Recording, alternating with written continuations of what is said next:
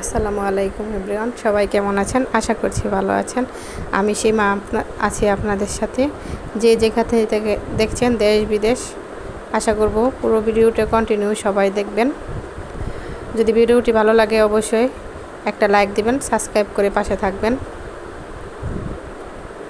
তো আজকে দুপুরে রান্না করিনি, সকালবেলা রান্না ছিল তাই দিয়ে দুপুরে চালিয়ে দিয়েছি।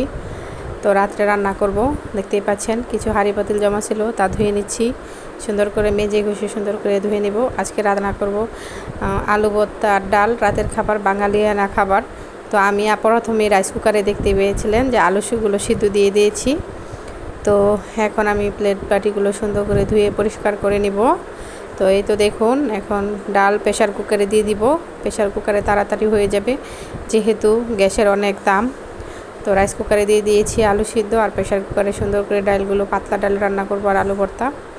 তো কে কে পাতলা ডাল আলু ভর্তা পছন্দ করেন অবশ্যই কমেন্টে বলে যাবেন। আমার তো অনেক পছন্দ, সাথে আমার মেয়েরও অনেক পছন্দ।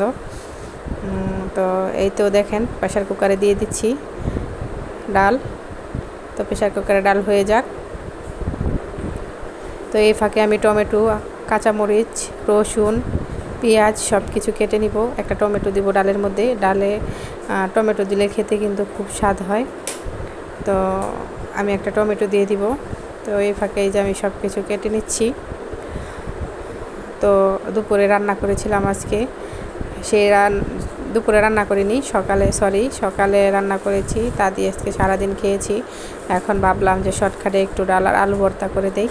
তো তাই তো ডাল আর আলু ভর্তা করছি। তো এই তো দেখো, তোমাদের সাথে কথা বলতে বলতে আমার টমেটো কাটা হয়ে গেছে। এখন পেঁয়াজগুলো আমি সুন্দর করে কেটে নিব। তো পেঁয়াজ, রসুন, টমেটো কাটতে কাটতে এদিকে প্রেশার কুকারে ডাল সিদ্ধ হয়ে গেছে। এখন আমি পাতিলে ঢেলে নিব। তো আমি সাথে একটু লবণ দিয়েছি, যেহেতু প্রেশার কুকারে সিদ্ধ দিয়েছি, ডালগুলো সিদ্ধ হয়ে গেছে। এর মধ্যে আমি টমেটোগুলো দিয়ে দিব, কারণ টমেটো সিদ্ধ হয়ে যাবে। টমেটো আর রসুন একসাথে দিয়ে দিচ্ছি।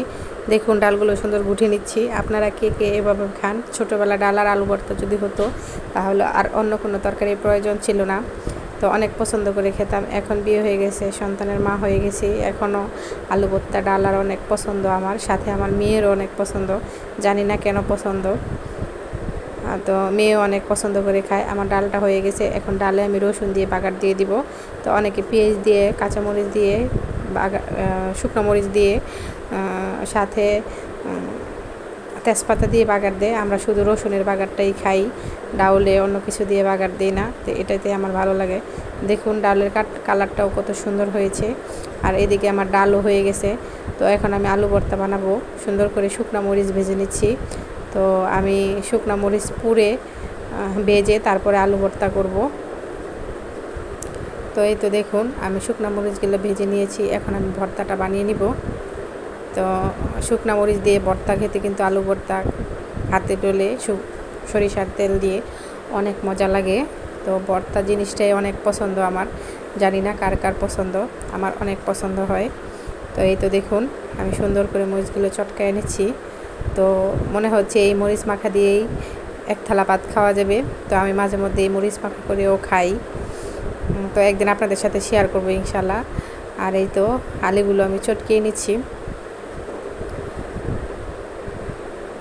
তো আলু ভর্তাটা কিন্তু দেখতে অনেক সুন্দর হয়েছে। দেখে আর লোভ সামলাতে পারছিলাম না, তাই মেয়েকে বলছিলাম যে এই পাত্রে আমাকে দুটো ভাত দিয়ে আমি খেয়ে নেই।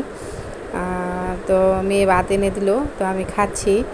ছোটোবেলায় পাটায় ভর্তা বানালেও মাকে দেখতাম এরকম করে ভাত মেখে দিত, সেই ভাত খেতে কিন্তু অনেক মজা লাগতো। তো সেই অভ্যাসটাই রয়ে গেছে। তো এখন আমি ভর্তা বানালে সেই ভাতটাই খাই। তো ভিডিওটা কেমন হয়েছে সবাই বলবেন। ভালো থাকবেন, সুস্থ থাকবেন। আল্লাহ হাফেজ।